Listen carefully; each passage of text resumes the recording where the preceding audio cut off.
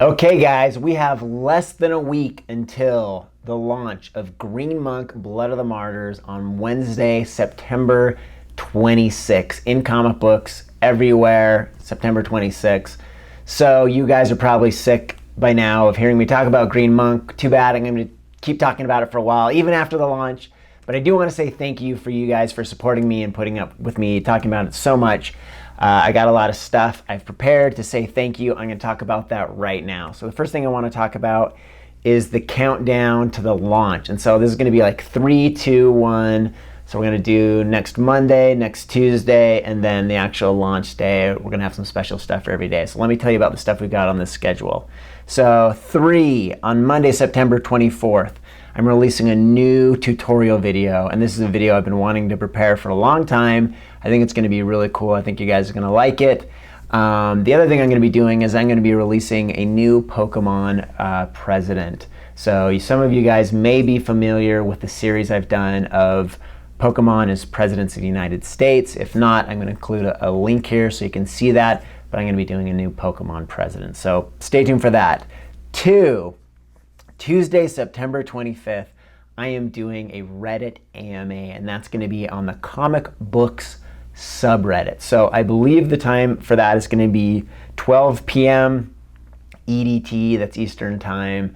That's 10 a.m. Mountain time where I am. You guys can all make your adjustments to wherever you are. But I will have a link for that. We'll confirm those details and get out that information. And one of course is launch day. Launch day is the day that you go out and pick up your book at your local favorite comic book shops. It's also going to be the day of the launch party. That's going to be 7 p.m. Mountain time. So any of you guys in the Salt Lake area want to come by and say hi, you are welcome to. If you guys want to make a road trip down to Salt Lake City for the launch, hey, I'm not going to stop you. You're going to probably have to find your own place to crash though. Also that day, it's really important to note that I am preparing some specific giveaways for those of you that buy the book on that day and can be in the live stream event for that launch. By the way, I should mention we are also live streaming the launch on YouTube. So if you are there in the chat with your book and you can like send a link of you holding your book in the chat, we're going to do a special giveaway, kind of selecting those people that show up with their books for that night. So I would highly encourage you to buy the book that day, show up for the live stream if you can, and there's going to be like a specific giveaway for that. It's going to be some original art from the book. I'm not going to tell you exactly what right now, but you're going to want to be there for that. So speaking of giveaways, I also kind of want to announce the giveaway program that I'm going to be doing. And this really isn't going to take off until next Wednesday, but I want you guys to know about it and be aware of it. So I don't know, so you can get ready or whatever. But anyway, here's how it's going to work. And I can't believe I'm doing this. I have to kind of take a breath because this is really hard to do. But I am going to be giving away this piece of original art. So some of you may have seen, I posted this a lot on the Facebook page while I was working on this. This was an alternate cover. This is the original cover that I put together for the book. We ended up not using it. We ended up doing a different cover. But I am giving away this alternative cover to Green Monk Blood of the Martyrs. It's a beautiful piece of art. I'm really happy with how it turned out. I'm giving this away to someone that buys the book. And to be very fair to everyone, I'm going to have to extend this giveaway till after October 2nd, because October 2nd is when the book comes out in the book market. And so I know a ton of you have pre-ordered it over Amazon. So I'm going to give you guys plenty of time, those of you that have ordered through Amazon, to be involved in the giveaway as well. But here's how you can start being involved with it. This next Wednesday. As soon as you get the book, here's what you need to do. You got 3 steps. 1, you take a picture of yourself with the book and you post it on social media.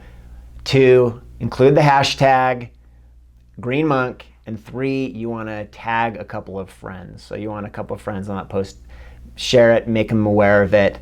If you do that, then you get entered in the drawing for this baby. So you can start doing that next Wednesday. And those of you that are waiting, until order it through Amazon or wherever, and you got to wait till October, and then you got to wait till it ships to you. I'm going to give you some more time, so probably, October 2nd, maybe a week from then, we'll end it like, maybe October 9th or so. So everyone will have a chance to be involved with this. Everyone has a chance to get to win this giveaway. I'll be doing some other giveaways along the way just to say thank you, some other surprises. Like I said, the launch will be some cool giveaways. So wanted to make you guys aware of that. That's honestly, it's hard for me to give away this piece of art. I don't know, something about, I used to throw away a lot of my art and not care about it, but something about this book, I'm finally at the place where like I'm starting to like value my own art, and I definitely feel a connection to it. So I feel like I'm literally giving a piece of me to you, and it wouldn't be a real gift and a real reward if I didn't feel there was a little bit of a sacrifice involved with me having to give it up. So I really want to say thank you with that for all your support.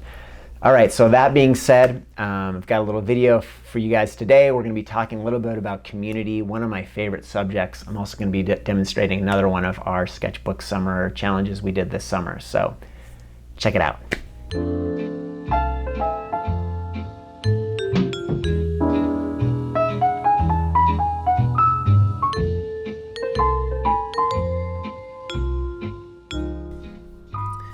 Well, today I've been kind of experimenting with format for these videos lately. And today what I'm doing is I'm demonstrating another Sketchbook Summer exercise. And this one doesn't take quite as much explanation. So I'm going to talk about another subject while I do this. Basically, mostly what there is to this exercise, it's kind of a two-part exercise. You kind of draw a page of circles, and it's kind of just a chance for you to practice drawing circles. And then when you're done drawing circles, you just go in and you start making the circles into faces. So it kind of turns into this creativity exercise as well. So I'm gonna kind of bump in here, and I'll start drawing some faces, and we can start talking a little bit about the subject I wanted to talk about today.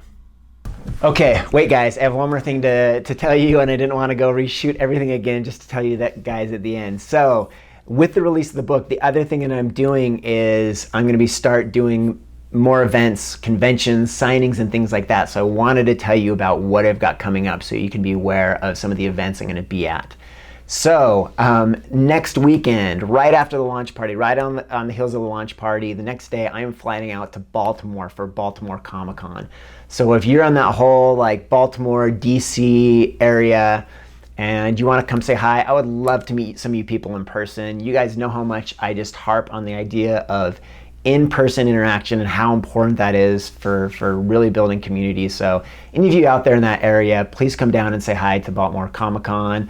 Come ask me for a commission, come chat, I'll sign your book, whatever. The week after that, I'm going to be back in Salt Lake at my favorite comic books shop in Salt Lake City, Black Cat Comics, to do a signing. So I'll be doing a signing at Black Cat Comics, I believe at 11 a.m., but I will double check on that time. So 2 events, I got some more stuff coming up, and I'll let you guys know about those as we get closer to them. All right, back to the video. So like I've gotten to a point with this channel where I've started to repeat myself. And I don't think that's bad. Some topics are worth revisiting and diving deeper, and today is going to be one of those topics. I've talked before about building community, and I'm going to revisit that, and hopefully in the process, I'll help some of you that may have felt stuck in the process of building community. Of course, if you guys have any questions or sticking points, please hit me up and let me know what's holding you back. Let's see if we can untangle things. So I was recently chatting with my friend Derek Hunter on Twitter. If you don't know Derek, he's an amazing, hilarious comic book artist that's behind Pirate Club, among other things.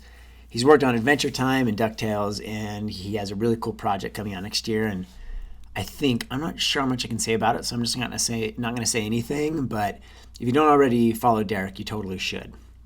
And so the conversation started. Someone had asked Ryan Otley on Twitter about whether or not you should go to art school, and Ryan recommended against it and recommended instead that you draw a lot. Derek also chimed in and said that you need to really focus on networking. And the term networking kind of triggered me, and I responded and said why. Basically, I just feel like focusing on networking personally for me has always just turned me into this opportunistic, cynical asshole who is trying to use connections to my own benefit. I don't think I'm alone in that regard. There's something about that word that kind of reeks of this atomization particular to modernity, that we're all these individual units whose sole purpose is to seek out our own advancement and privilege. I think Derek is probably a little bit immune to those effects because he's just such a naturally friendly and generous person. He's also just very at ease with connecting via social media, and he's able to do so in a really meaningful way, which I'm pretty jealous of. And there are people like Derek, but I do think they are rare, and even Derek, he knows how important it is to connect and interact face to face.